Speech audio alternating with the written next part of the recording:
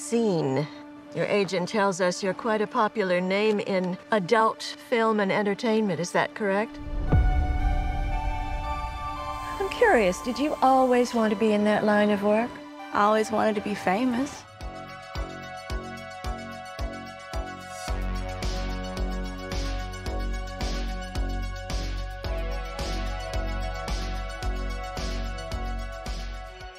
Bonjour à tous et bienvenue dans l'analyse. Aujourd'hui, on va parler d'une trilogie de Ti West.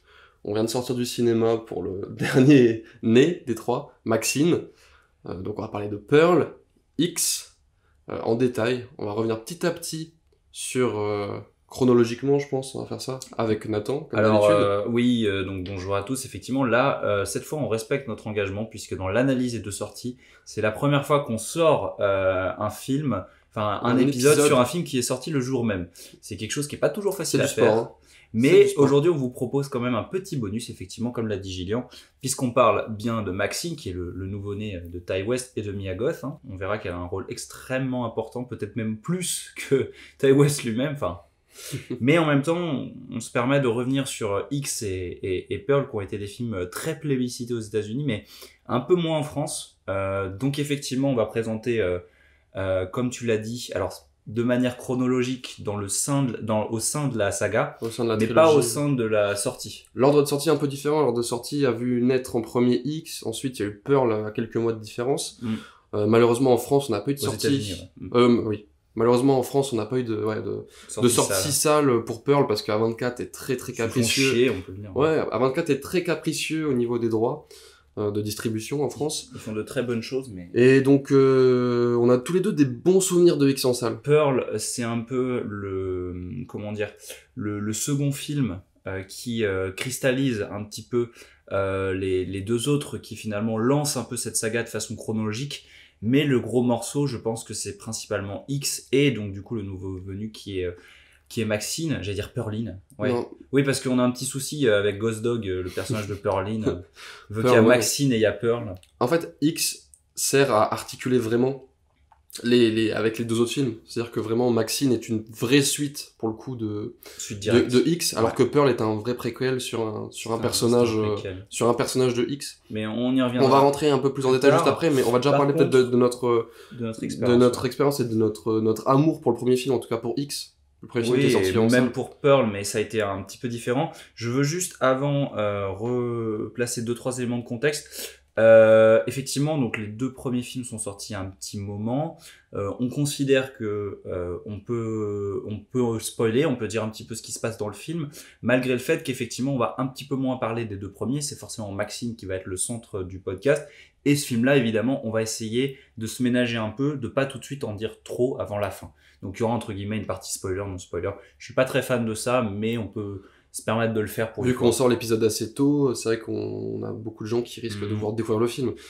J'ai vu par contre il y avait une avant-première qui avait été déjà faite il y a quelques semaines, étonnamment, et pas il y a quelques jours. Donc ouais, effectivement, X, je me permets de commencer, mais X, moi, c'est un film effectivement que j'ai découvert via la casquette d'Antoine. Alors Antoine, si vous vous souvenez de lui, Antoine Abdou-Jalil, on avait fait un super épisode sur Inside Llewyn Davis l'an dernier, et en fait j'étais en stage chez Allociné, et il était venu parce que on voulait montrer notre court-métrage où je raconte ma vie. Et lui, il avait vu du coup l'avant-première de X où il donnait des casquettes, il donnait des t-shirts, des trucs X et tout. Moi, je me disais, ouais, ça a l'air cool. Enfin, il faisait un peu sa propagande. Ouais. Mais le truc, c'est que Antoine, il a souvent raison de faire sa propagande. Parce qu'effectivement, après, il y a, je le salue, Yannick Dahan, qui a fait une super vidéo dessus. Et j'ai tout de suite couru en salle. Et c'était vraiment une des meilleures expériences que j'ai eues de ma vie en salle. Déjà parce que le film est super, on reviendra dessus. Mais aussi parce que c'est vraiment génial de voir un film d'horreur en tant que, personnellement, je ne me considère pas comme un expert du genre, mais en tout cas comme un gros amateur qu'on a vu énormément. C'est aussi ton cas, Gillian. Ouais. Et le fait de voir ça avec des très jeunes, tu vois, entre 16 et 18 ans, qui, on dirait, n'ont jamais vu un film d'horreur de leur vie, surtout que c'est un film qui est très référentiel. C'est un film qui est très référentiel, mais qui s'ouvre aussi aux néophytes. C'est-à-dire que c'est une super balance qui arrive à faire X, c'est que X est très intéressant pour des gens qui aiment le cinéma d'horreur, qui ont l'habitude de ce type de cinéma, mais aussi pour les gens qui ont peut-être moins l'habitude de cinéma, qui ont envie de découvrir et de se lancer. C'est peut-être. ça. Donc c'était très chouette. Et donc toi, ta séance, c'était... Moi, X, j'en avais entendu beaucoup parler, ça faisait son petit buzz, ça a fait son petit buzz au moment de sa sortie, j'entendais beaucoup de bien, les avis étaient souvent très très positifs, d'autres étaient un peu plus partagés. Mais j'avais envie de découvrir ça. C'était en sortant de mon stage, je me souviens, je sortais de mon stage, j'ai couru. J'ai couru littéralement pour ne pas rater la séance au UGC Les Halles, à Châtelet. À la période des stages. À la période des stages, bien sûr. Et j'avais très envie de voir ce film. Je fonce à Châtelet, UGC Les Halles, le magnifique cinéma, l'immense cinéma. Et pareil, une séance assez fantastique, avec beaucoup de réactions différentes, un public très élargi. Fédérateur. Ouais, très fédérateur, très élargi. Des jeunes, des vieux, comme tu disais. Moi, c'était principalement des très jeunes. Ouais, mais moi je trouve qu'il y avait un peu ce mélange c'était très intéressant. Et puis, contrairement à ce qu'on peut avoir parfois avec du cinéma d'horreur un peu fast-food, type Conjuring, Verse, type Insidious, etc., qui sont des films qui sont parfois de très bonne facture. Conjuring 2. Moi j'aime beaucoup les deux. J'aime aussi beaucoup les deux premiers Conjuring, qui sont j'ai juste dit le 2. Qui sont franchisés ensuite, le 2, oui. Qui sont vachement franchisés ensuite, mais où on peut retrouver un public un peu casse-couille, on va pas se mentir, parfois. Ouais, des gens qui c'était touchant. Et là, X, il y a eu un truc un peu différent. Mais je pense que le film, c'est ce film qui a créé aussi cette atmosphère. Ouais, ensuite est donc venu Pearl. Pearl, moi je le voulais en salle. Il est pas sorti en salle en France. Ça m'a très très attristé. Pareil. Très attristé, et il faut vraiment qu'A24 commence à se... tout faire en fait. S'ils sortent un film... qu'ils arrêtent de casser les couilles en fait, un peu. Oui, parce que les distributeurs français, c'est déjà assez la merde pour eux. Et si des gros studios américains comme ça ne permettent pas des diffusions mondiales, c'est compliqué. Surtout que je me permets juste un mini aparté pour A24. Le film, il a coûté 1 million, il a fait 10 millions en salle, cassez pas les couilles, quoi. C'est surtout ça. Voilà, laissez un petit peu plus d'exploitation. De toute façon, le film, il gagnera en visibilité, en popularité, et je pense qu'effectivement, ça a pas mal freiné le succès de Pearl en France. Pearl est sorti directement en VOD en France, hein, et en DVD, DVD Blu-ray, etc. Mais en tout cas, je compte acheter prochainement la trilogie ils se sont rattrapés, physique, mais du coup, ils se sont rattrapés avec Maxine. Mais ce que je veux dire, c'est que voilà, à 24, il y a vraiment un problème. Et Pearl, du coup, moi, je l'ai découvert assez tard. J'ai découvert très récemment Pearl parce qu'il y avait cette frustration de me dire je veux voir le film en salle. Bon, là à Paris, ils vont commencer à ressortir les films. Il y a la trilogie qui va ressortir entièrement. Bon, moi le problème c'est que moi j'aurais adoré les découvrir Pearl au cinéma, mais je suis plus à Paris à ce moment-là. On n'a pas le temps, quoi. C'est ça le problème. Mais voilà, donc Pearl j'ai découvert assez tard. Qui a été une très bonne surprise aussi, Pearl, dans un ton très différent. Ça, comme disait Ty West, il y a une approche, là où X, comme il le dit lui-même, il y a une approche très massacre à la tronçonneuse, Mario Bava, ce genre de choses. Ici, sur Pearl, on est plus sur du Mary Poppins et du Douglas Sirk à la sauce horreur, quoi. À la sauce, oui, plutôt grand drame amoureux des années 50, de l'âge d'or. Il y a vraiment un côté beaucoup plus naïf, justement, dans cette approche qui a tranché des mots très durs aussi. Voilà, qui va finir par détourner les codes. De toute façon, c'est que ça, hein, cette trilogie, c'est faire du sérieux, faire des films qui se tiennent, mais en détournant les codes et en allant aux limites, à la lisière, on en parlait tout à l'heure, de la parodie. Please, Lord, make me the biggest star the world has ever known, so that I'll make it far, far away from this place. Now, caring for your family during these times is admirable, but you only get one take at this life. If only they would just die. Pearl, donc, qui suit la jeunesse de l'antagoniste du film X. Donc Pearl se déroule en 1918, donc en période de toute fin de la guerre, hein, effectivement. Première guerre.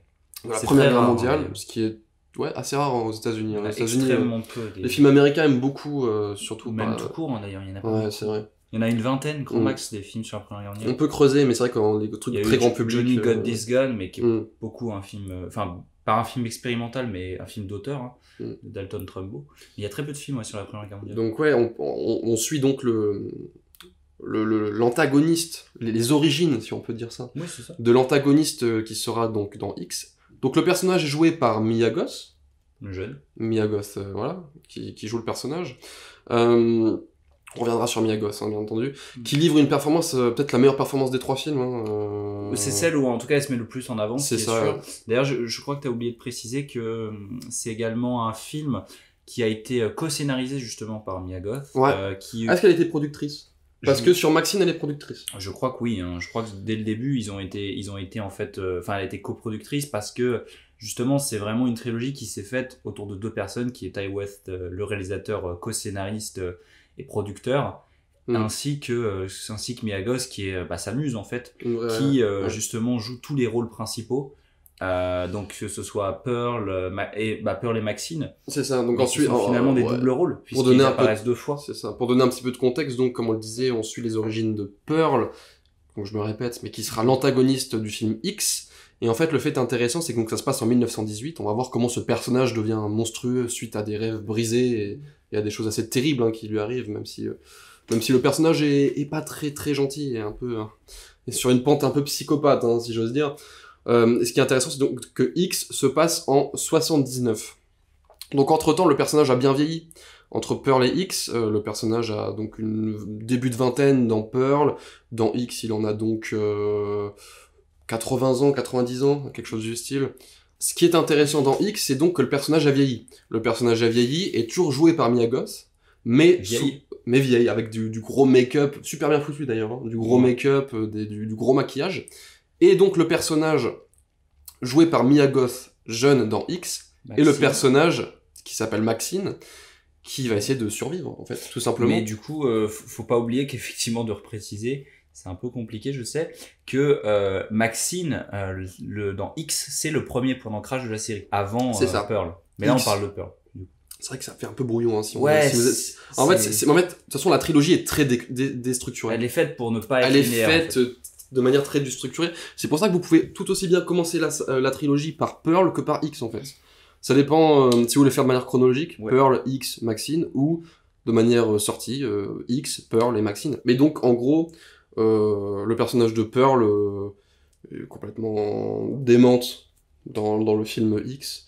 Elle s'apprête à craquer dans Pearl et est devenue complètement tarée. Elle craque même dans Pearl. Oui, mais au début, je veux dire. Bon, oui. Je reviens du coup vite fait sur 2-3 petits détails techniques très rapides. Donc Pearl, effectivement, c'est un film qui a été écrit durant la production de X et qui a été tourné en back-to-back après X en Nouvelle-Zélande durant un énième confinement. Donc c'était entre février et mai 2021.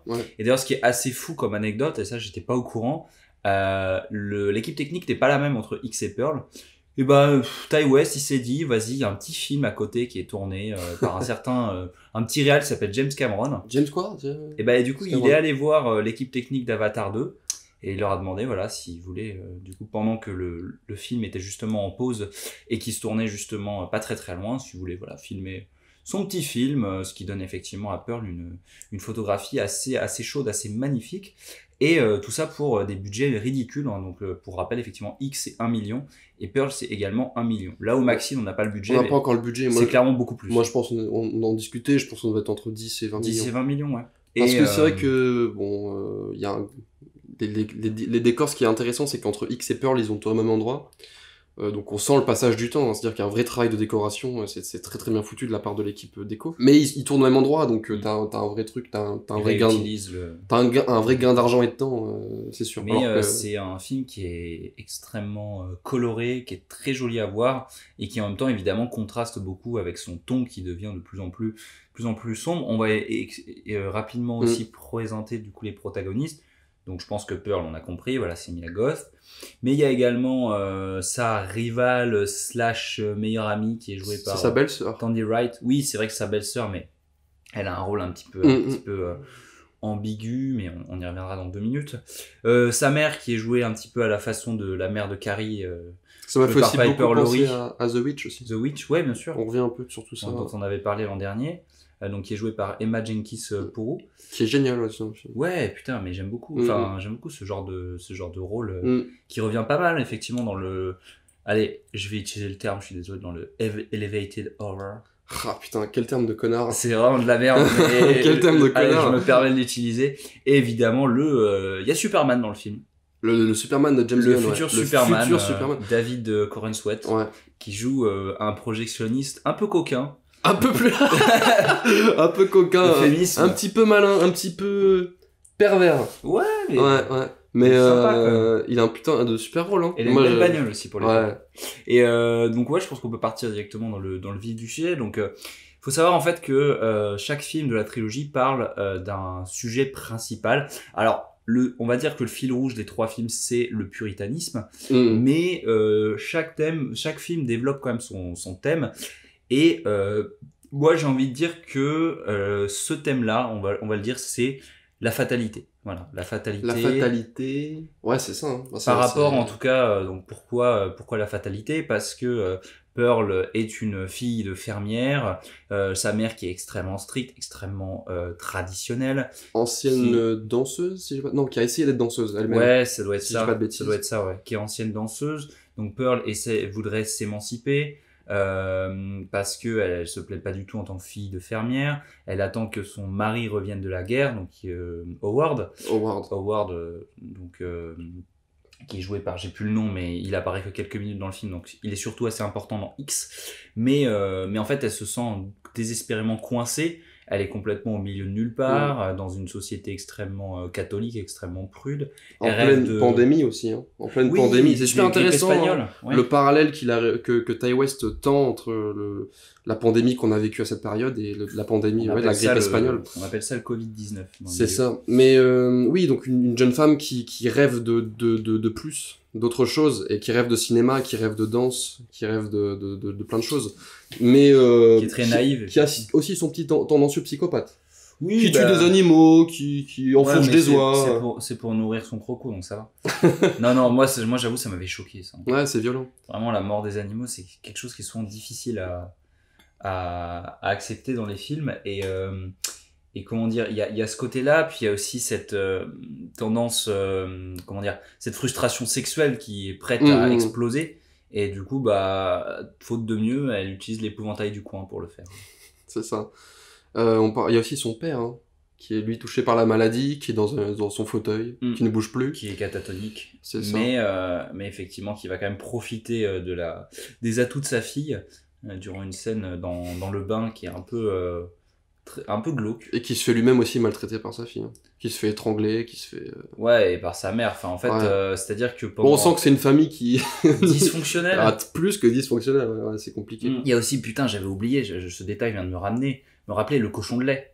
Ah oui, c'est dégueulasse. Le cochon de lait, c'est horrible. En fait, la belle-mère... Donc en fait, oui, on a oublié de préciser, Howard, donc du coup le mari parti à la guerre de Pearl, se trouve avoir une sœur, donc qui est la belle-sœur, la blonde, j'ai plus son nom, mais qui est plutôt... Ruth, ouais, c'est ça. Qui est plutôt sympa avec Pearl, qui souhaite aussi devenir danseuse. Et justement, ils appartiennent à une bonne famille, de ce qu'on comprend. C'est ça. Et effectivement, la maman de Ruth amène à la maman de Pearl un cochon de lait qu'elle va refuser parce que par fierté et par puritanisme aussi. Enfin, c'est pas vraiment le bon terme, mais ouais, parce qu'elle fait pas la mendicité, c'est ce qu'elle ouais, c'est par fierté principalement. Fierté, voilà. Et donc du coup, le cochon de lait va dépérir et en fait, il va tout le film symboliser la descente aux enfers de Pearl et de sa famille, quoi. Comment ça pourrit de l'intérieur. C'est dégueulasse. Il y a vraiment des éléments assez crado dans le film. Le film est...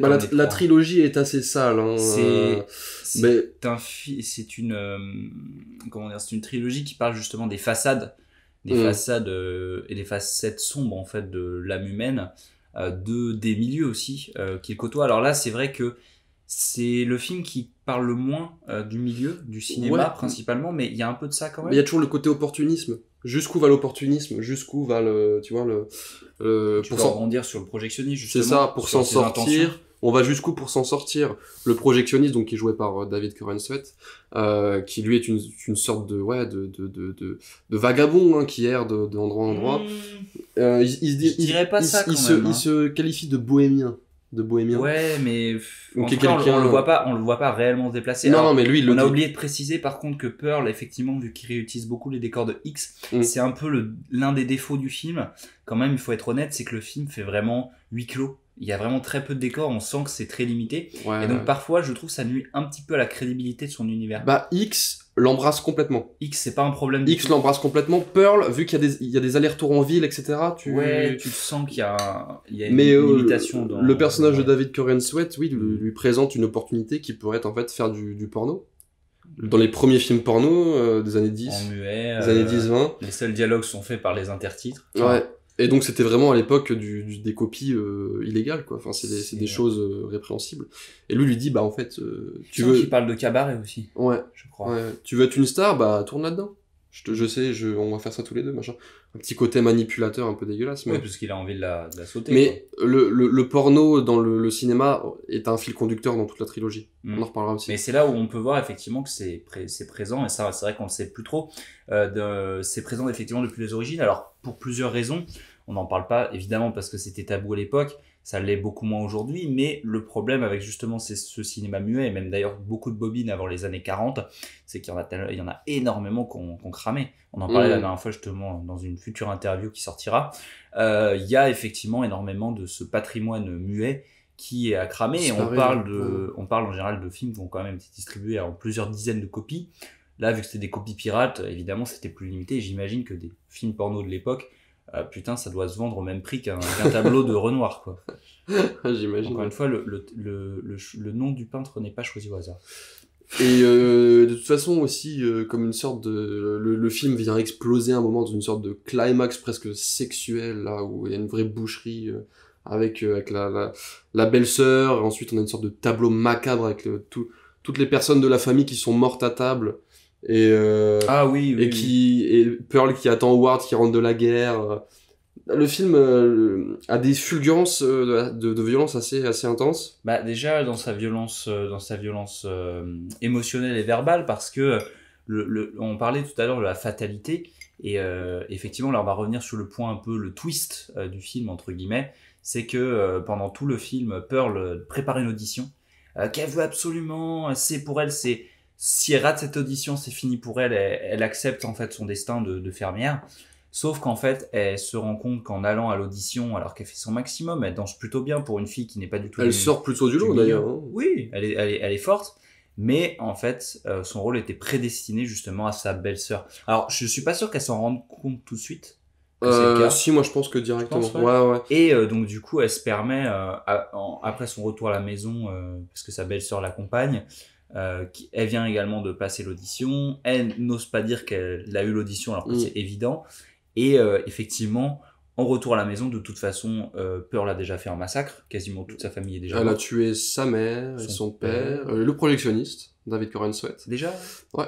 Il n'y a pas une histoire aussi avec où elle coule sa bagnole, je crois ? C'est ça. Façon psychose. Et ça revient aussi dans X. On va reparler un peu. Il y a énormément de parallèles. Ce qui est super intéressant cette trilogie, c'est qu'en fait, quand on voit les films d'affilée, en fait, il y a que chaque ligne, chaque dialogue presque, et chaque séquence fait miroir avec une autre. Bah, le mec du jury dit vous êtes le X-Factor, machin, plein de trucs. Vous êtes spécial, le X-Factor. Il y a aussi évidemment cette phrase qui revient tout le temps de ne subis pas la vie, enfin ne vis pas ta vie que tu n'as pas souhaité. Que tu ne mérites pas. Que tu ne mérites pas. What you don't deserve. Don't live your life a life you don't deserve. C'est ça, exactement. Ouais. Et il y a aussi le truc de la fenêtre qui revient beaucoup dans le premier film avec la mère qui regarde par la fenêtre. Dans X, c'est Pearl qui regarde Maxine par la fenêtre. Et dans le troisième, ça revient. Ça aurait été drôle, n'empêche qu'ils aillent jusqu'au bout et qu'elle joue elle-même la mère de Pearl. Mais c'est une grosse ref à Psychose, bien entendu. On va parler de la filiation qu'il y a entre Hitchcock, De Palma et Ty West, qui est super intéressante. Principalement, mais en fait, la dernière chose qui reste à dire sur Pearl, il y a aussi une super séquence de comédie musicale. Putain, oui, là, tu peux en parler, ouais. Qui est superbe. Enfin, c'est lorsqu'elle passe son audition, elle s'imagine autour de bombardements de ce qui pourrait être la bataille de Verdun à la limite, avec une sorte de célébration. Ouais, elle danse super bien, la séquence est super cool, et ensuite on lui dit que malheureusement elle l'a pas, quoi. Mais enfin, dégage, quoi. Ouais, film très très riche déjà. Mais très riche, mais t'as passé un peu sous silence justement la fameuse il y a deux scènes, je pense, qui a vraiment bluffé les gens. C'est le film où Mia Goth joue le mieux, c'est là où on voit le plus sa performance, c'est vraiment le plus fort à ce niveau-là. Et c'est vrai qu'il y a une scène qui, moi, m'a choqué. Enfin, vraiment, personnellement, c'est peut-être celui que j'aime le moins des trois, mais de pas beaucoup. Mais vraiment, les trois films, déjà, avant même, vous pouvez foncer les yeux baissés, les trois films sont vraiment de qualité. Très bon film. Mais c'est vrai qu'il y a la scène, en fait, lorsque Pearl rentre avec Ruth, sa belle-sœur, elle lui dit tout. Elle lui dit toute la vérité, et on arrive sur un monologue de fou d'une dizaine de minutes. Regard face caméra, c'est quelque chose d'important aussi dans la trilogie, ces fameux regards caméra. Est-ce qu'il est regard caméra, ce plan ? Je sais plus, je suis pas sûr. Il y a un côté très intimiste. Oui, la caméra reste sur elle. On a plus à un certain moment, on n'a plus de champ contre champ. Ça reste vraiment sur elle. Ouais. Et on a un monologue de 2-3 minutes, même plus. Moi, je dirais 5-6, facile. Ouais. Et en fait, elle livre tout ce qui s'est passé dans le film, et c'est bluffant.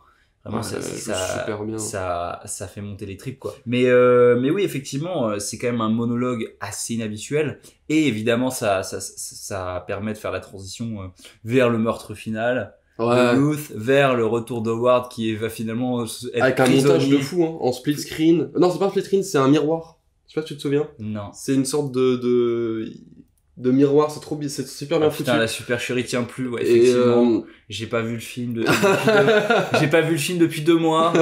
Bon, ça va, 2 mois, c'est Je fasse pour les rappel. éléments. Oui, ça va. Moi, je l'ai découvert assez récemment aussi. Et donc, puis surtout la fin.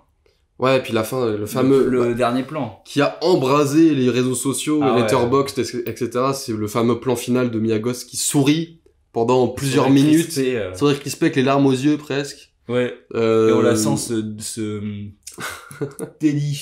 liquéfier petit à petit. Peut-être une référence du coup à l'invasion des profanateurs de Je pense que c'est Kaufman. ça. T'as raison. Kaufman.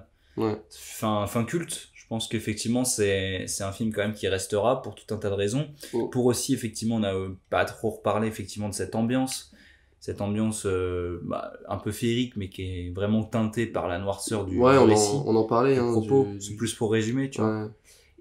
Et c'est vrai que de toute façon on y reviendra un petit peu par rapport au lien. Oui, au lien des autres on va films. attaquer avec X. Mais c'est vrai que Pearl c'est un film qui peut être vu en premier ou en deuxième. Ouais. Ce qui permet en fait Pearl, vu que c'est le film entre guillemets le plus resserré, j'ai même limite envie de dire le plus sage de la trilogie, ça peut être un film qui peut être à voir en premier avant de découvrir X qui va un cran au-dessus, qui est un film un peu plus choral avec plus de personnages qui explosent un peu plus dans tous les sens, qui est vraiment le film popcorn on va dire un petit peu. Et ou alors sûrement le plus maîtrisé des trois aussi. Ouais. Mais on peut parler tout de suite de X. Hein. I need to be famous, Wayne. There ain't nobody else out there like you. Would you like to come inside? I want to be in the movie. Point the camera, stay in your lane.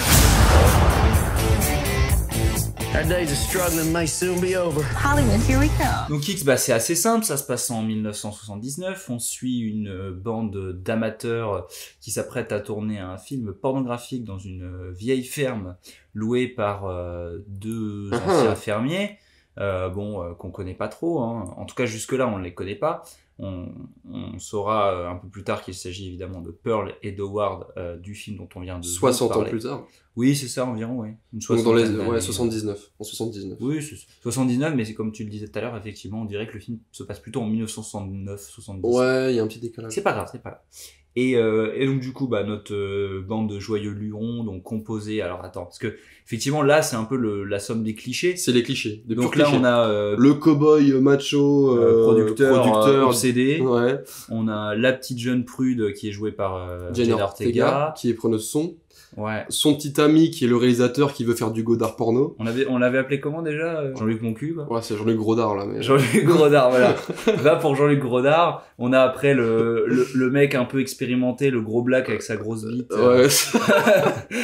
C'est valide, on le voit. C'est ça. On a un plan qui a de l'empathie pour les autres. Le gars le plus cool. Plutôt cool. Il se prend un peu au sérieux dans son métier, mais il est cool. Ouais. Après, ouais, effectivement, t'as la Marilyn Monroe Wish. Du cul, Marilyn du cul. Oui, du cul, qui est un peu coconne, mais ça va.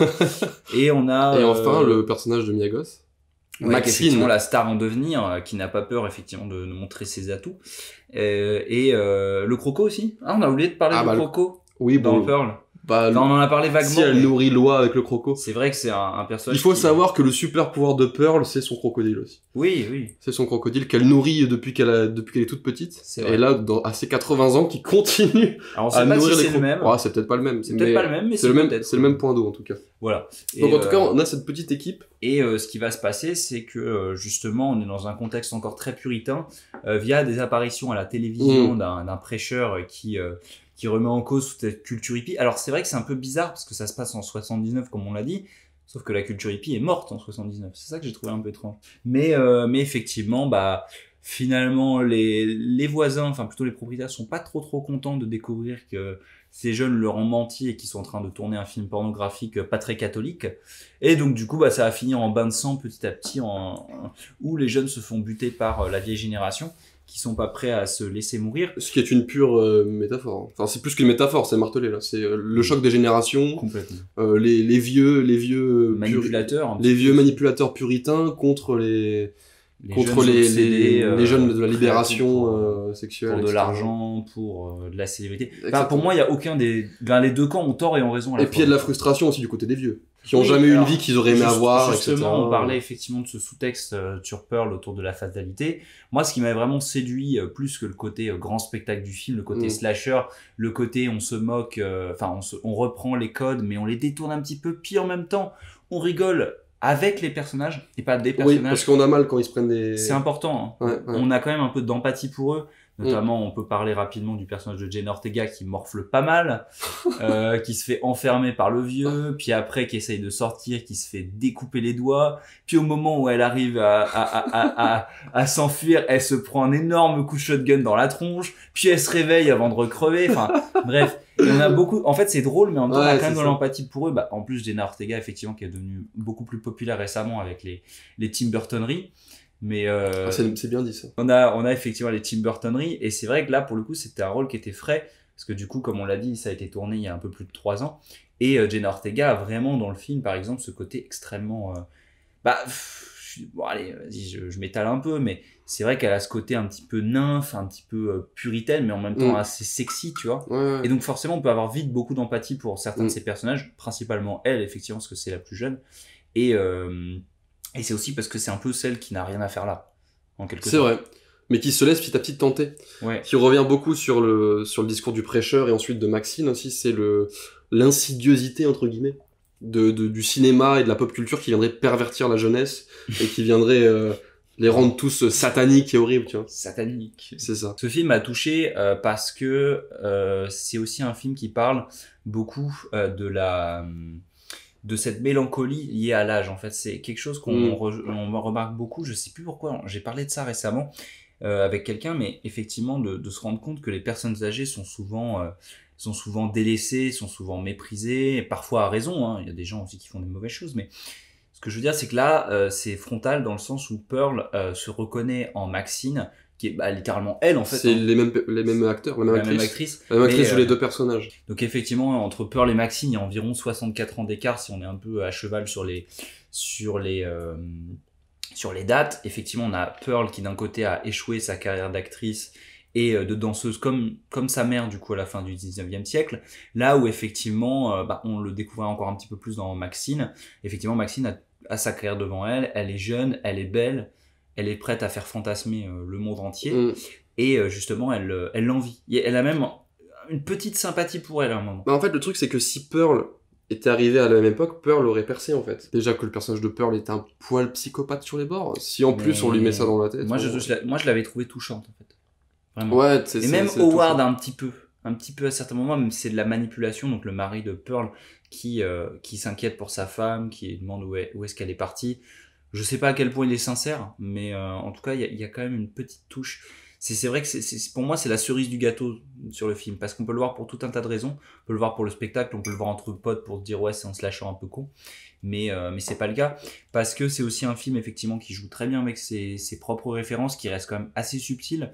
Si on les rate, c'est pas grave, mais si on les a, ça peut être vraiment sympa. Il y a certains meurtres qui sont pas mal référencés. On parlait tout à l'heure de Mario Bava, le fameux meurtre du producteur. C'est clairement inspiré de ça, inspiré du Giallo. Et les meurtres au couteau, le meurtre du réalisateur avec les phares qui deviennent rouges, avec le sang. Oui, c'est Psycho. Donc là, oui, puis ça fait très Giallo hein, aussi, au niveau de la couleur, c'est très... Dario Argento, c'est ça, au niveau de la couleur, etc. Ça puise partout, sans que ce soit forcément...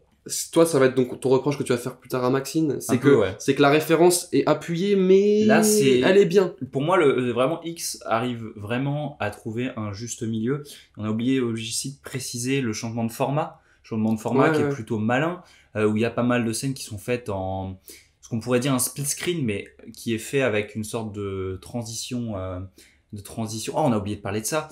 Mais attends, je reviens juste vite fait sur les transitions pellicules. En fait, c'est divisé comme si c'était des pellicules. T'as aussi effectivement les formats quand on voit le film porno. On voit parfois les images du film porno. Effectivement, on les voit en 4/3 avec une image granuleuse, un peu chaude. Un peu à la Massacre à tronçonneuse, justement jaune pisse. Le format fait presque Super 8, quoi. Ouais, c'est ça. C'est clair qu'ils n'ont pas beaucoup de moyens. Quand tu vois on la voit d'ailleurs la caméra à la fin. C'est de la genre de Super 8. C'est un peu une caméra bas de gamme, parce que c'est un petit format.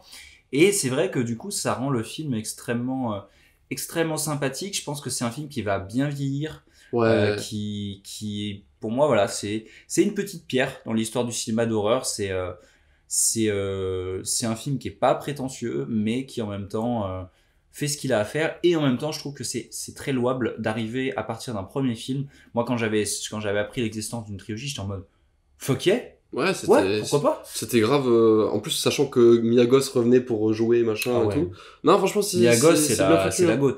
Non mais elle est valide. C'est vrai que la trilogie se veut très déconstruite et c'est une force. C'est une vraie force. Bon, on va parler sur le long terme en fait. Ouais, on va parler de Maxine tout de suite parce qu'il faut qu'on en parle. Je te laisse y aller. Donc de quoi ça parle, Maxine? Alors Maxine. Maxine, I'm the private detective hired to find you. My employer is a very powerful man. The past ain't finished with you. It's gonna keep knocking at your door. Ce qu'on n'a pas dit, c'est qu'aussi à la fin de X, on apprenait que le prêcheur qu'on voyait à la télé, c'était le père de Maxine. Maxine qui était portée disparue entre guillemets parce qu'elle a dû sûrement fuguer en fait, tout simplement. Qui a perdu sa petite brebis. Voilà. Et donc 6 ans après, Maxine est à Hollywood. Maxine 85.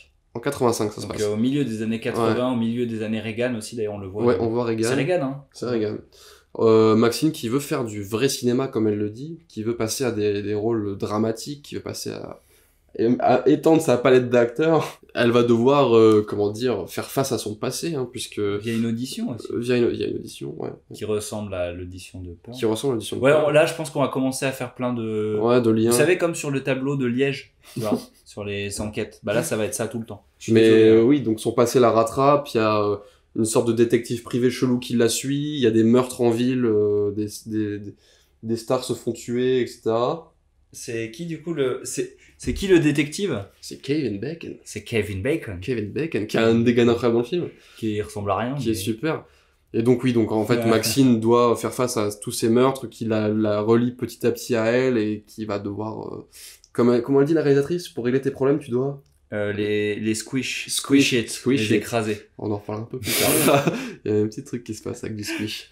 Non, c'est pas. Bon voilà pour le topo, hein. Donc c'est une actrice qui essaie de se faire un nom, mais c'est la merde autour d'elle. C'est vrai qu'en passant d'actrice porno. Et son passé la rattrape. Alors attends, donc là on va revenir sur 2-3 petites spécificités techniques. Alors déjà, première surprise, c'est le premier de la trilogie qui est sorti à peu près en même temps aux États-Unis et en France, sachant que je te disais tout à l'heure que il y a eu des avant-premières le 5 juillet en France, mais en fait c'est la sortie états-unienne. Nous sommes actuellement le 31 juillet 2024 et donc du coup c'est la sortie nationale du film. Donc accompagné effectivement d'un casting de poids. Là pour le coup c'est le premier gros casting de la saga, parce que autant effectivement dans les premiers on avait quand même on avait certes Jenna Ortega mais qui était pas méga connu. Il y avait Corey Sweat, mais Corey Sweat il était un peu connu pour, je dis pas qu'on est, c'était Euphoria. Ouais, Euphoria machin. Mais c'était plus des stars en devenir. C'était du là casting on a du de lourd. jeunes. Là on a du lourd. On a effectivement Kevin Bacon qu'on a cité. Dont on ne citera pas les rôles, hein. On peut juste citer Vendredi 13 parce que c'est un film qui est cité oui, c'est à quelques moments. On a Giancarlo Esposito, donc Gus Fring, qui pour une fois n'est pas utilisé comme un rôle de méchant. On était content parce que moi on veut voir Esposito dans des rôles un peu plus... Je reviendrai après dessus, mais moi j'étais un peu mitigé par rapport à ce rôle. Moi je l'ai vu on en avait parlé de Do the Right Thing, dans chez The Spike King of Lee, New York. Chez Spike Lee, il a des rôles totalement extravagants. Il est exceptionnel et il ne se cantonne pas à un méchant qui reste derrière son bureau. Et qui serre la mâchoire. Qui reste derrière son bureau. De manière incroyable, hein, bien sûr. Encore une fois. Mais là, on a un truc un peu à contre-courant qui est beaucoup plus... on a également Lily Collins. Lily Collins, ouais. Donc Emily in Paris, par exemple. On a également Elizabeth Debicki. Incroyable de charisme, hein, comme d'habitude. Elle est magnifique. Effectivement, je me suis rendu compte que c'était la femme dans Tenet. Oui. Elizabeth Debicki qui joue aussi la princesse Diana dans The Crown, qui a tourné un peu avec James Gunn aussi, qui a fait des trucs par-ci par-là. Les Gardiens, ouais. Mais du coup, c'est vrai que je me souviens quand j'avais vu Tenet, je me suis dit, mais cette actrice est vraiment grande, non? Elle est très grande. Et du coup, en revoyant le plan, je me suis dit, cette actrice, elle est vraiment grande, non? À chaque fois, je me dis ça. Mais en fait, elle est très jeune, hein. Elle a à peine 32, 33. Qui joue une réalisatrice à la main de fer. La classe, quoi. Incroyable. Ouais. Je trouve que ça se voit pas tant que ça non plus. Pas sur les plateaux. Si, à part à une séquence. Elle est dure, où justement, elle dirige Lily Collins. Et on a également aussi en policière badass Michelle Monaghan, Ouais. qui est super, et aussi cool. un dernier rôle que je ne dévoilerai pas pour l'instant, donc qui est joué par Simon Prest, qui a vraiment la classe, ce monsieur Papy. Je sais pas pourquoi j'ai dit ça. Ce monsieur Papy. Bon, et du coup, effectivement, déjà, donc, contrairement à Pearl et X qui ont été tournés coup sur coup en Nouvelle-Zélande, Maxine, lui, a été tourné un petit peu plus tard à Los Angeles durant le mois d'avril et mai 2023, donc c'était il y a pas longtemps, hein, et a été distribué voilà, en même temps aux États-Unis, en France, comme on disait tout à l'heure. Et effectivement, ça nous permet de conclure cette trilogie où on retrouve Maxine, qui d'ailleurs, justement, pour bien faire la transition entre X et ce troisième film, change un petit peu d'apparence. Elle reprend justement un petit peu l'apparence de sa collègue dans X, où elle a une teinture blonde un peu décolorée. Elle a un style beaucoup plus...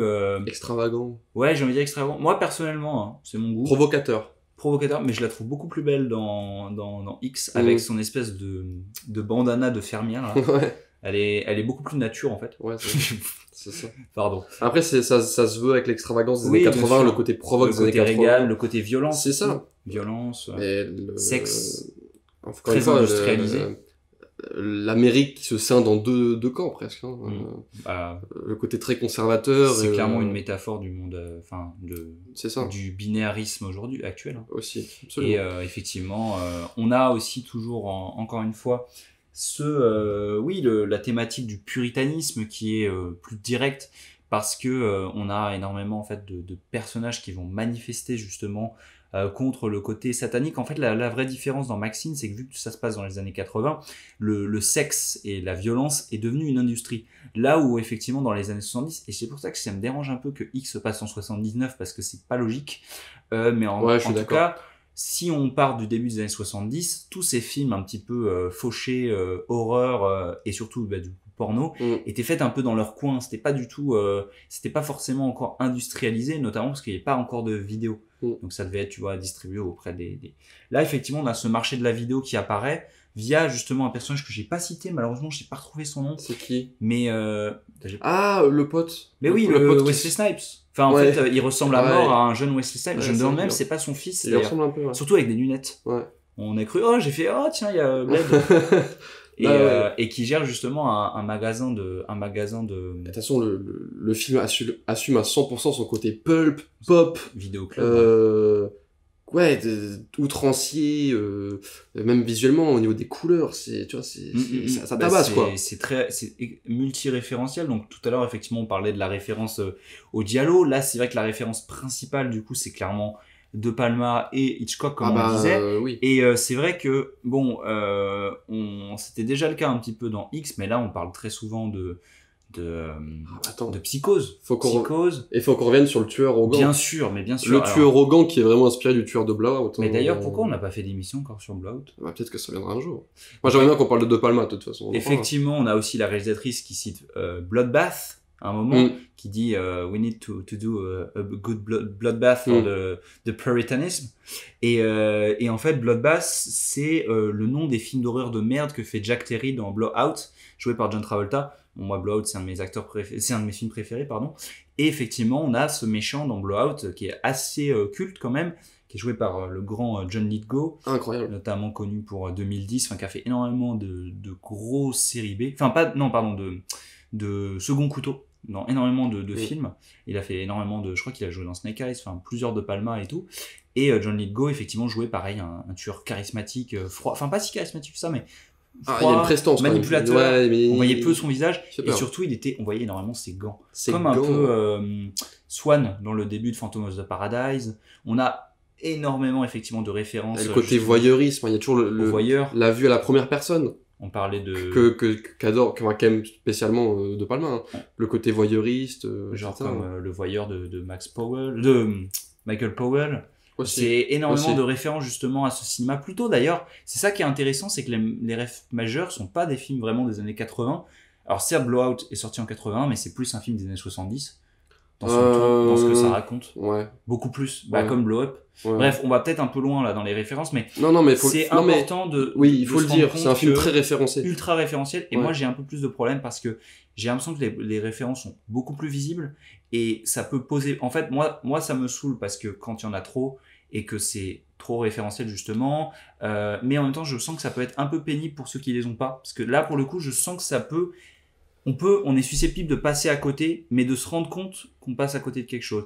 Et le souci avec ça, c'est que du coup, Ty West l'utilise beaucoup ses références pour faire des blagues. Et il faut le dire, je sais pas si on l'a assez souligné, mais ces 3 films qui sont drôles. À leur Drôle, façon. ouais. Je trouve que c'est peut-être lui qui est le plus drôle grâce à ses références. Mais le problème, c'est que du coup, ça désamorce pas mal le sérieux des scènes. Parce qu'effectivement, on l'a dit dans Pearl, il y a des scènes qui sont vraiment sérieuses, qui sont dramatiques. Ce qui essaye aussi de faire ce film, ce Maxine, mais le problème, c'est que putain, il y a trop de scènes qui voudraient être premier degré qui sont désamorcées par des blagues. ça Et me moi, gêne. ça m'a énervé. Moi, ça me gêne pas du tout. Ça m'a pas sorti du film, mais je me suis dit, ah, mais s'il y avait eu cette blague en moi, Ouais. ça aurait été plus direct, ça aurait Ça me été plus gêne. maîtrisé. Ça me gêne pas parce que le film se veut très outrancier. Bien sûr. Ty West assume complètement son côté Moi, ça me outrancier. Tous les personnages sont outranciers. Mais il y a quand même, il il y a des exceptions. Ouais. Quand même. Il y a une scène vraiment qui est, on peut spoiler, c'est pas un gros spoil, mais il y a une scène effectivement qui est traitée assez sérieusement. C'est la mort justement de son ami du magasin de VHS de Wesley Snipes. Qui elle pour le coup est assez sérieuse. Là, il y a pas de blague et tout, et ça fait du bien. Ah si, il y a quand même, moi ça m'a fait rire parce qu'elle tourne les pages du script et littéralement ce qu'elle lit. C'est pas vraiment. Oh putain, on a oublié ça. Ce qu'elle lit. Les transitions. Ouais. On fait un petit aparté. Ouais, vas-y. C'est aussi des terrains d'expérimentation Oui. visuelle et de réalisation pour Ty West. On a voilà par exemple cette scène incroyable dans X où tu vois en fait en plan zénital Mia Goth se baigner nue. Et en fait, on a exactement le même plan qui revient juste après, sauf que elle est, au lieu de nager seule, nue, vers la berge, il y a le croco qui la suit. Et elle s'en rend même pas compte. Il y a effectivement tous ces plans de format, il y a aussi les plans de profil sur les yeux, et ces fameuses transitions. Les transitions cut, en fait ça cut sur la séquence suivante, ça revient sur la séquence précédente, ça revient sur la séquence suivante. C'est des cuts très rapides en fait. Et ça revient. Qui sont, comment dire, peut-être pas à la limite du subliminal, mais presque quoi. Ils sont très rapides. Tac. Et en fait, ça permet d'amorcer un peu à la Lost, tu vois. Moi, ça me fait penser aussi à ce que pouvait faire en termes de montage Kubrick parfois. Ouais, carrément. Dans Eyes Wide Shut, ouais, par exemple. Exactement. Et ça revient beaucoup aussi dans Maxine. Et justement, ça permet parfois de dynamiser plusieurs séquences. Et ça, pour le coup, ça fonctionne très bien. On sent que c'est en même temps des films qui se veulent un minimum maîtrisés, mais qui aussi expérimentent beaucoup de choses. Alors, on a parlé évidemment de cette narration qui n'est pas forcément linéaire, mais on a aussi ce choix-là à travers le montage et également, du coup, la photographie qu'on a un petit peu parlé via la couleur de Pearl. C'est peut-être la plus belle photographie. Moi, j'aime beaucoup celle de X, mais ouais, peut-être bien. Mais tu sens que peut-être bien. En tout cas, ce qui est sûr, c'est ça profite de l'environnement hollywoodien et de Los Angeles. Oui, vu que ça a été tourné à LA. Mais j'ai quand même cette impression qu'il a voulu essayer de garder une lumière qui se veut assez proche d'un film à l'autre, dans le sens où en fait t'as toujours ces fulgurances dans le ton du film qui est corrélé justement avec une fulgurance dans ses couleurs.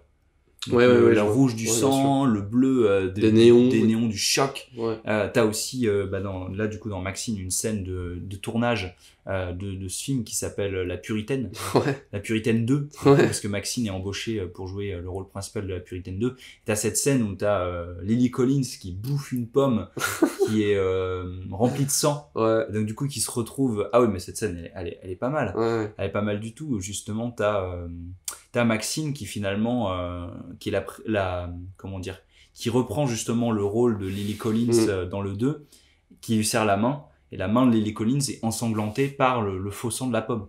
Et en fait c'est que ça, c'est une après elle touche la main, enfin c'est la réalisatrice qui a les mains aussi pleines de sang.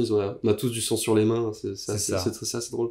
Tout le monde a une part d'ombre, c'est ce qui se dit à mais chaque fois. C'est pour ça que moi l'outrance des références et l'outrance du ton comique et l'outrance enfin ça varie tellement d'une séquence à d'une autre, ou même d'un plan à l'autre presque, ça me dérange pas, mais je peux comprendre que ça soit presque un peu éprouvant.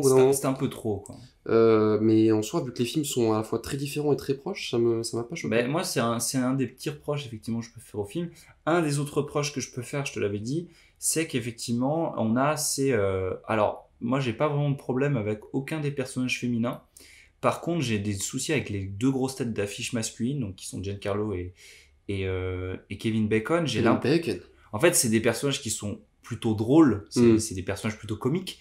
Mais j'ai un souci avec ça, c'est-à-dire que j'ai l'impression qu'ils ont été embauchés parce qu'on les connaît, parce qu'ils ont des trônes, peut-être pour jouer entre guillemets du contre-emploi dans le cas de Giancarlo, mais j'ai l'impression qu'ils n'ont pas une vraie fonction importante et utile. J'ai l'impression qu'en fait ça aurait pu être raconté différemment. Et du coup, ce qui fait que finalement, dans le cas de Kevin Bacon, je pense qu'on peut le dire, on va le voir crever d'une façon pathétique, et son personnage est très drôle, toutes ces séquences, on reviendra dessus après, mais sont très drôles. Dans le cas de Giancarlo, en fait, c'est un peu la même chose, mais de l'autre côté, c'est-à-dire qu'en fait, il se révèle un peu être un caïd, et finalement, il bute le personnage de Kevin Bacon, et après, on le revoit plus, terminado. Donc j'ai quand même l'impression que c'est pas du tout des personnages qui sont moteurs. Et inversement, on a aussi ce personnage qui se révèle à la fin, qui est assez... qui est fait de façon assez... Le twist est assez discutable, mais logique dans ce que ça veut raconter. Prévisible, et surtout, encore une fois, je suis désolé, mais ça, pour le coup, c'est vraiment pas... Enfin, c'est difficile de le prendre au sérieux, c'est pas fait pour. Ah, c'est pas fait pour du tout. Mais moi, ça me saoule, surtout qu'en plus, c'est vrai que c'est un peu la mode en ce moment de cracher sur les puritains. Quand c'est bien fait, c'est drôle. Mais là, j'avoue que ça me fait un peu chier. Moi, c'est toujours. Il y avait un truc qui m'avait fait. Moi, ça me fait toujours. Il y a jamais de. C'est toujours bien de cracher sur les puritains. C'est vrai que quand c'est bien fait, c'est drôle. Oui. Mais là, je trouve que c'est un peu too much. Surtout qu'on reste toujours dans le ton, dans ce ton-là. Alors que par exemple, je pense à Edgar Wright avec sa trilogie Cornetto. Oui. Dans Hot Fuzz et dans le. Tu sais, on l'a vu ensemble. Le dernier pub. pub. Là, ça marche trop bien. Moi, je m'attendais justement à ce qu'ils disent The Greater Good. The Greater Good. Ça, c'est à mourir de rire. Et c'est aussi parce que justement, t'as pas forcément dans ces films-là, t'as pas autant de contexte et tu sais pas exactement. Enfin, t'as pas l'impression d'avoir un doigt pointé en mode c'est eux, c'est lui là, c'est lui méchant. T'as vu. Et ça, c'est vrai que c'est un problème que j'ai avec certaines œuvres actuelles. Et quand c'est bien fait, encore une fois, c'est pas un souci. Mais là, c'est vrai que, bof, surtout qu'en plus, au final, je trouve pas le climax excellent, en tout cas dans ce que ça montre. Par contre, dans ce que ça raconte, c'est super. Ouais. Moi, déjà, pour les personnages, je peux comprendre ce que tu ressens. Mais ça me dérange pas dans le sens où Hollywood et Los Angeles grouillent tellement, tu sais, ça grouille de gens, ça grouille de trucs, machin. Ça me dérange pas tellement d'avoir des personnages qui reviennent plus, des personnages qui sont là, qui sont plus là. Mais je comprends un peu ce que tu veux dire, dans le sens où, effectivement, tu prends un autre mec que de... Mais ça, tu peux le dire pour tous les acteurs, après. Mais ça dépend. Moi, je sais pas, Giancarlo, je trouve qu'il s'éclate, ça marche bien. Kevin Bacon, pareil, putain, le gars, il kiffe être là. Après, pour être tout à fait honnête, il est super drôle. En fait, c'est un détective privé, le détective privé du méchant. Avec les putains de dents, là. Qui se fait tabasser, en fait, qui suit Maxine et qui se fait tabasser à chaque fois. Au début, c'est un coup de pression. Après, il se fait refaire la gueule. Après, il se fait escorter par un flic alors qu'il a 2 doigts de refroidir Maxine, alors qu'en plus, c'est pas du tout ce que veut son employeur. Dans la maison de Psychose. La maison de Psychose. Alors, je sais pas si c'est une reproduction. Je sais pas trop comment est-ce qu'ils ont fait. Ah, mais parce que je sais qu'elle est disponible dans un parc, je sais pas quoi. Ça doit être ça. Hein. C'est peut-être c'est pas le truc Universal. Ouais, peut-être la vraie. Et à la fin, du coup, on peut le dire, il se fait fumer façon Christine. Où en fait, il se fait tabasser par un des sbires de Giancarlo Esposito, du coup, qui est le manager de Maxine. Donc, c'est quand même un peu la classe d'avoir Gus Fring comme manager. Et du coup, il le fout directement dans une voiture à la Christine, enfin, qui ressemble à la Plymouth du film. Déjà, le plan quand le gars essaie de s'enfuir et que t'as les phares qui s'allument. C'est purement Christine. Mais totalement, quoi. Et du coup, littéralement, les problèmes de Maxine, les écrasent. Elle est squish it. Et donc, du coup, ils foutent la bagnole. C'est quand même dommage, ils sacrifient une belle bagnole, pas ça. Ils auraient pu le laisser seul en dessous. Hein. Et du coup, ils écrasent Bacon. En vrai, là où on en est. Ils écrasent Bacon. Ils écrasent le Bacon. là où on en est, on peut peut-être parler. On peut spoiler la fin. Oui, allez. Si vous voulez pas connaître la fin, allez-vous-en tout de suite. Mais mettez des petites étoiles et tout. Oui, c'est ça. Partez pas trop vite, aspirez devant la porte. Oui, donc, attention, 3, 2, 1. Le petit twist de fin, c'est qu'effectivement, c'est le père de Maxine qui la retrouve. Moi, je suis pas extrêmement fan. En fait, c'est logique dans l'écriture du film et dans ce que ça raconte. C'est purement logique. Oui. Moi, c'était un peu déceptif. Après, on se dit, Qui d'autre ça aurait pu être? Le tueur. Bah, à part Giancarlo Esposito. Bah oui, qui est-ce que ça aurait pu être? Bah, forcément, c'est ça aurait son été père, naze, en fait. quoi. Dans tous les cas. En fait, on se rend compte que les crimes sataniques sont causés par une autre secte. Par une secte très très croyante. C'est très drôle, quoi. Très très chrétienne, qui en fait marque du sceau de la bête les gens qui considèrent comme étant des déviants, etc. Bah, déjà, les actrices porno, elles n'ont pas beaucoup de chance d'en échapper. Et juste, je reviens juste sur une de ses répliques où il dit c'est cette secte hollywoodienne qui vous a amené vers le côté satanique. Sauf que c'est très drôle de dire ça, alors que c'est eux-mêmes une secte. Ouais, oui, mais c'est ça. C'est secte versus secte. C'est pour ça que c'est logique dans l'écriture du film. Et maintenant, et c'est ce que je disais, que pour moi, en fait, ces deux camps sont en tort. Peut-être plus l'un que l'autre quand même. Hein. Il y a un camp qui est largement plus extrême, qui est celui du papa, mais il y a quand même du vice dans les deux cas. Bien sûr. Mais Ty West en est conscient, et il le montre. Et l'outrance, encore une fois. Et il parodie un minimum, quoi. Bien sûr. Mais moi, au-delà... Par contre, il y a peut-être une figure réellement positive dans le film, c'est la flic. Enfin, les deux. Ouais, les flics la flic, ça va. La flic, elle est Putain, qui se prend le crucifix dans l'œil, mais c'est à mourir de rire. Non, c'est très drôle, ça. Non, la fin est vraiment marrante. Moi, j'aime bien, en vrai. C'est pour ça que le ton qui est cassé constamment me dérange pas, parce que c'est tellement drôle que ça me fait rire, quoi. Enfin... C'est réussi de ce point de vue-là. Je pense que, par contre, effectivement, c'est peut-être le film qui va le plus cliver des trois. Je pense que parmi les trois films, c'est celui qui va le plus cliver. Oui, parce que... Et qui va faire le plus parler, peut-être. Je trouve que c'est aussi un film qui ne délivre... Un peu comme Pearl, j'ai eu l'impression, effectivement, que le film n'était pas exactement ce qu'on m'avait vendu. Bah là, c'est un peu l'impression que j'ai eue, dans le sens où c'est un film qui est censé beaucoup parler de cette industrie, qui en parle de façon assez indirecte, qui en parle beaucoup de façon indirecte, mais finalement on voit peu ce qu'il y a à l'intérieur, on voit peu les coulisses, on voit finalement pas tellement l'industrie des années 80, même si on a effectivement cette séquence de course-poursuite avec Kevin Bacon, où on voit un peu les décors de studio façon justement de Once Upon a Time in Hollywood. Ouais, c'est les vieux décors. Mais j'ai quand même cette impression que c'est un peu survolé.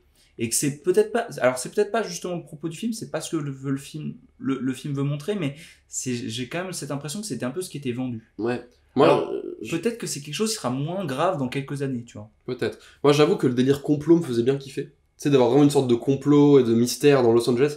Moi, je suis très friand de ce genre de film. Moi, je trouve ça assez raté sur ce côté-là. Bah, voilà, c'est là où je suis d'accord avec toi, c'est qu'au bout d'un moment, ça devient déceptif. Mais ça devient un peu déceptif, là où... Parce que moi... Surtout que c'était pas le propos, en fait. Ça me faisait beaucoup penser, pendant un certain moment, à Under the Silver Lake. En fait, c'est une sorte de petit jeu de piste avec, voilà, sur Los Angeles, avec des trucs cachés, etc. Et moi, je trouvais que c'était un peu le cas là, mais avec un tueur, donc vraiment, mais de la même veine. Sauf qu'à un moment, je trouve que le film s'embarque sur un peu autre chose. En fait, ce qui est, encore une fois, est totalement, purement logique dans son écriture, mais qui peut être un brin déceptif. Mais tu vois, j'ai l'impression que autant c'était vraiment une toile de fond dans X avec le prêcheur, qui apparaît quelques fois à la télé, mais j'ai cette impression que finalement Ty West est parti là-dessus, et sans savoir réellement comment le développer.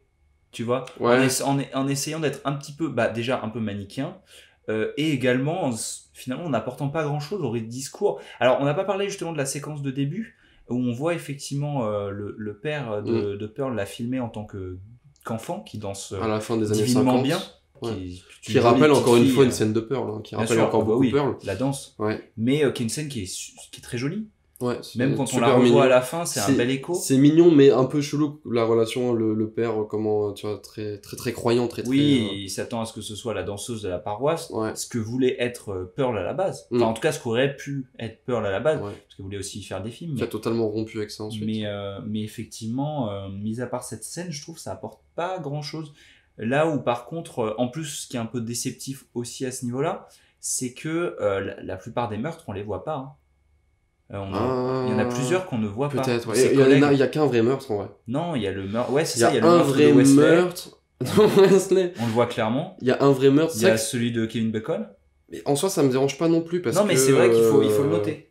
Ça prend encore une fois une direction différente. C'est un film qui a cette ambiance un peu plus d'ailleurs que slasher, plus thriller, thriller vaguement horreur slasher, où on voit finalement assez peu de morts. Mais aussi, moi, ce qui me gêne, c'est que du coup, le film, effectivement, c'est vrai que c'est plus dur de faire un thriller parodique et drôle, mais c'est vrai que du coup, c'est quand même un film qui... Le film est quand même un peu pesant, je trouve. Moi, j'aime bien j'aime bien l'atmosphère, pour le coup. Un peu au début, mais avec en fait, la paranoïa du... Comment ils appellent ça, je sais plus, ils appellent comment le tueur en série, je sais plus. Ah mais oui, il y a une sorte de paranoïa. Night Stalker. Night Stalker, ouais, c'est ça. Sauf qu'en fait, c'est pas lui. Sauf que c'est pas le même, en fait, on se rend compte que c'est mais ça c'est un peu drôle. Deux meurtres, deux tueurs différents. Mais ouais, justement, c'est pas la réaction que je devais avoir. Je devais avoir quand je dis que c'est drôle. Mais je pense que c'est vraiment c'est un film comme Pearl qui doit regagner au revisionnage. Oui, bien sûr. Ah oui, très clairement. Attends, parce que ça, c'est vrai qu'on a oublié de préciser. On va le repréciser. Effectivement, Pearl, toi, tu l'as vu il y a très peu de temps. Moi, je l'ai vu il y a peu de temps, et donc du coup, je peux considérer que je suis plus à chaud. Mais effectivement, ce premier visionnage, je l'ai fait à chaud, et donc du coup, mes attentes n'étaient pas les mêmes. Là, c'est pareil, Maxime, on avait des attentes, donc forcément, là, c'est une critique à chaud. Par contre, X, c'est un film qu'on a digéré. Oui. Et ça, qu'on a vu plusieurs fois. On l'a vu 2 fois, au moins. Toi, ouais, 2 fois. Ouais, 2 ou 3 fois. Je crois que je l'avais revu. En tout et là, pour le coup, c'est vrai que X, on n'a pas un avis définitif dessus, mais pas loin. En tout cas, on a vraiment un avis extrêmement positif. Oui. Je considère que c'est des films, si jamais, on sait jamais, c'est possible, si jamais vous n'appréciez pas le premier visionnage, revoyez dans quelques années. Ouais. Et nous aussi, d'ailleurs, c'est ce qu'on fera, de toute façon. Mais c'est des films, effectivement, qui sont tellement... Acheter la trilogie en Blu-ray. Mais c'est ce qui va se passer de mon côté. C'est ce qui va se passer. Je vais me la prendre je vais me prendre le coffret, et puis il y aura un marathon des 3 films. On le fera. Et on refera une émission. Non, mais je pense que c'est des films qui gagnent. Moi, je suis content. En tout cas, si on peut dire un petit mot de fin, la trilogie n'est pas parfaite. C'est certain, c'est pas parfait. Rare, hein. Mais c'est d'une richesse, moi, je trouve que c'est des très bons films. Même Maxine, on peut paraître dur, là, sur Maxine. Ouais, j'avoue, on a dit on peut être dur parce qu'on a vraiment kiffé, hein. On a passé en salle, on était en fou rire. En fait, on a oublié de parler du contexte. On était genre une vingtaine dans la salle, beaucoup de personnes plus âgées qui ne réagissaient pas, et nous on était morts en mode on se balance des vannes, parce qu'on avait, on se balance des rêves, on rigole. On avait les rêves des 2 films, parce que Ty West, il est conscient de ces 2 autres films, il fait des rêves, il fait des vannes. C'est un triangle. Au début du film, t'as un triangle. Ouais. Au début du film, il y a un triangle. Et voilà, moi je pense que c'est des films qui sont pas parfaits, mais qui sont d'une générosité assez folle. Et je pense qu'on peut que être content d'avoir ça aujourd'hui au Cinoche. On est content. Mais c'est vrai que nous, on a passé un super moment en salle. Et c'est pour ça, on est un petit peu dur parce qu'on ressort le négatif, mais sur le coup, c'est un putain de moment. C'est génial, quoi. C'est des films frais, c'est des films intelligents, c'est des films qui vont un petit peu plus loin que le bout de leur nez que, par exemple, la plupart des films de Blumhouse, hein. Ouais, parce que Blumhouse, ça devient vraiment compliqué. Il y a des films bien, mais... Faut en parler de Blumhouse. Le problème, en fait, c'est souvent qu'il faut des auteurs. Et ce qui est bien chez A24, c'est que même si eux, c'est devenu un peu un label de qualité, en général, c'est avant tout des films qui sont réalisés, pensés, écrits par des auteurs, et derrière, ils ont l'appellation A24. Blumhouse, c'est l'inverse. Non, Blumhouse, c'est... La politique de base est très chelou, déjà, sur le truc de... Sauf Invisible Man, ça c'était trop bien. Ah, c'était vachement bien. Mais... Ils ont fait des bons films, mais... A24 commence aujourd'hui à avoir une grosse réputation, hein. Mais c'est vrai qu'il y a peut-être un peu plus de liberté créative, un truc un peu moins oppressant. C'est un peu plus quali, quoi. Et tu sens que c'est des mecs qui arrivent quand même avec une proposition. Des mecs et des meufs qui sont là, ils ont des idées, quoi. Et c'est vrai qu'A24, à ce niveau-là, ont l'air d'être un peu plus ouverts. Et effectivement, bon, il y a encore des gros problèmes de distribution. Ça c'est le problème. Hein. Excusez-nous si vous êtes toujours là, A24, on vous a un petit peu insulté tout à l'heure, mais... c'est une frustration de vos fans. Voilà. C'est une frustration de cinéphiles, tout simplement. On veut de bons films en salle. Quand on annonce une trilogie, on sort pas le premier, puis le troisième. Ouais, c'est ça. Ça marche pas comme ça, mais vous le savez très bien d'ailleurs. C'est juste un peu frustrant. Donc, à voir ce que fera Ty West. Moi, je suis très curieux. Même Miyagos. Est-ce que Ty West et Miyagos referont des films Miyagos, ensemble ? c'est pas dans le Nosferatu. Non. Si, elle est dans le Nosferatu. Peut-être bien, ouais. Mais Miyagos, c'est vrai que j'ai l'impression que du fait qu'elle soit popularisée par des films justement, un peu comme du coup son personnage de Maxine dans des films d'horreur underground, peut-être qu'elle va avoir un peu plus de temps avant d'accéder à la popularité, contrairement par exemple à Jenna Ortega j'allais dire un truc très dur, heureusement je l'ai pas dit, qui justement a accru sa popularité via des trucs beaucoup plus mainstream, des trucs qu'on critiquait tout à l'heure, mais pas très intéressant. En soi c'est une très bonne actrice. Mais bien sûr, mais dans Miyagos, c'est vrai que même si pour moi elle a atteint vraiment déjà un haut taux de respectabilité, et elle a 27 ans, on a vérifié, elle a 27 ans, c'est dingue déjà. Elle peut vraiment devenir, comme on disait tout à l'heure, une vraie nouvelle Scream Queen, plus que Jenna Ortega qui va être face à des choix, tu vois, des choix un peu plus difficiles, je trouve. J'ai peur que Jenna Ortega se cantonne à ce truc de la jeune fille gothique, un peu, tu vois, un peu dark, un peu en pleine crise, là. Ce qui, pour moi, d'ailleurs, elle n'est pas, hein. Ah, mais non, mais... Elle n'est pas du tout. Mais elle est super. Dans X ou même dans ses rôles d'avant, c'est pas le cas, hein. Non. Et moi j'ai peur qu'elle s'enferme dans ses rôles de... C'est pas parce que t'as les cheveux noirs que tout de suite... avec Tim Burton, là où elle envoie juste des regards durs, etc. Bon, c'est pas nul, hein, mais... On attend autre chose maintenant, j'espère qu'elle va pas se finir là-dedans, ce serait con. Bon, après elle a 22, 23 ans. Oui, c'est sûr. Bon, je pense qu'elle saura encore... Mais je sais pas pourquoi on fait ce parallèle-là, parce que ce qui importe, c'est vraiment la Mia Goth Ty West. C'est vrai que c'est dommage du coup qu'elle ait pas rempilé, qu'elle ait pas fait un petit caméo ou quoi, qui montre que justement qu'elle aurait cet attachement justement à ce cinéma d'horreur. Peut-être que c'est plus ce qu'elle veut faire, parce que ça reste quand même des films à petit budget. Elle a fait les Scream, on peut le rappeler. Ouais, Scream, les 2 derniers, si je dis pas de conneries. Moi, je les ai pas vus, mais personnellement, c'est des films qui m'intéressent pas du tout. Pour moi, c'est du... Je me suis arrêté à Scott Craven. Pour moi, c'est du... Moi, déjà, j'aime pas le 4. Mais en fait, c'est le problème avec ces nouveaux... ces requels... Oui, c'est comme ça qu'on dit, je crois. C'est Legacy Quel, tout ça, c'est de l'opportunisme, quoi. C'est des films, déjà, qui sont souvent bourrés de pognon, mais c'est ça, souvent d'ailleurs des gens qui sont pas dénués de talent ni de passion.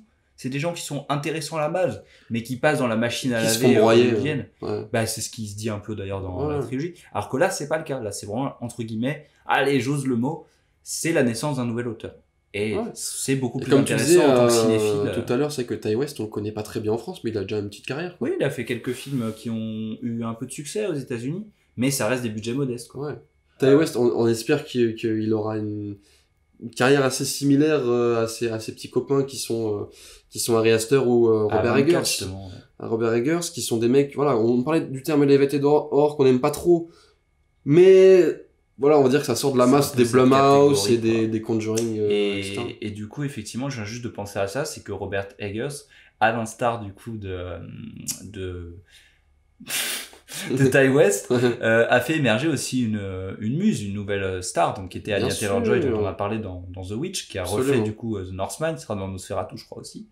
Et bah là, ça pourrait être la même chose avec Mia Goth. Alors c'est vrai qu'elle a pas encore atteint ce niveau de popularité, parce que dans le cas d'Anya Taylor-Joy, il a fallu passer par une plus grosse production, encore que Split, ça restait quand même relativement... C'est Split qui l'a plus ou moins... moyen, c'est pas une grosse, énorme production, quoi. Et puis le jeu de la dame qui l'a vraiment... Et le jeu de la dame, oui, bien sûr, d'ailleurs, qui est scénarisé et showrunné et réalisé par Frank Scott, qui est le réalisateur de Balade entre les tombes. Aïe aïe aïe. Balade entre les tombes, pendant qu'on y est, regardez-le, c'est un ordre. Peut-être qu'on en parlera un jour d'ailleurs. Peut-être qu'on en parlera un jour, parce que c'est... On diverge beaucoup là. Moi, je pense qu'on a arrêté de diverger. On diverge beaucoup. Et on va pouvoir effectivement diverger sur la dernière chose à dire, évidemment. C'est de liker, commenter ce podcast. Pour une fois qu'on est à l'heure, nous sommes dans les temps pour la sortie de Maxine.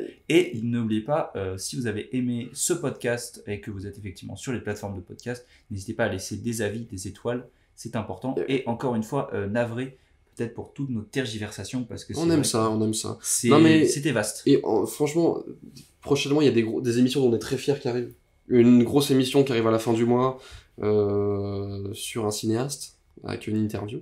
Et puis après, on a des reportages, on a plein de d'autres choses. Interviews. On a vraiment des choses très intéressantes. On est content, ça va faire 1 an qu'on est avec ce podcast, et le podcast est en train de vraiment se développer. Et je pense que là, on est sur une bonne lancée. C'est vrai que là, chronologiquement, c'est un peu spécial pour nous, parce que c'est vrai que là, on sort effectivement pour une fois une vidéo qui parle d'une trilogie, ce qui est un peu plus large que d'habitude. Mais en réalité, au moment où on en parle, on a déjà aussi parlé d'une trilogie avec un invité. On a en fait déjà des émissions plus ambitieuses qui arrivent, plus montées, enfin tout. Donc c'est vrai que là, ça ne peut que monter, et en plus, bientôt, on aura aussi accès à des meilleurs setups. Donc franchement, c'est peut-être le meilleur moment là de vous abonner et dire qu'il y a seulement 1 an, justement, sortait le pilote, à peu près, sur Nightcrawler. Oh là là, incroyable. Donc voilà. On espère que ça vous a plu. Merci de nous écouter. Allez voir Maxine au cinéma. Disponible depuis aujourd'hui. Et qui sera sûrement encore disponible un bon mois, surtout sur Paris. Allez, ciao, salut à tous. Gros bisous.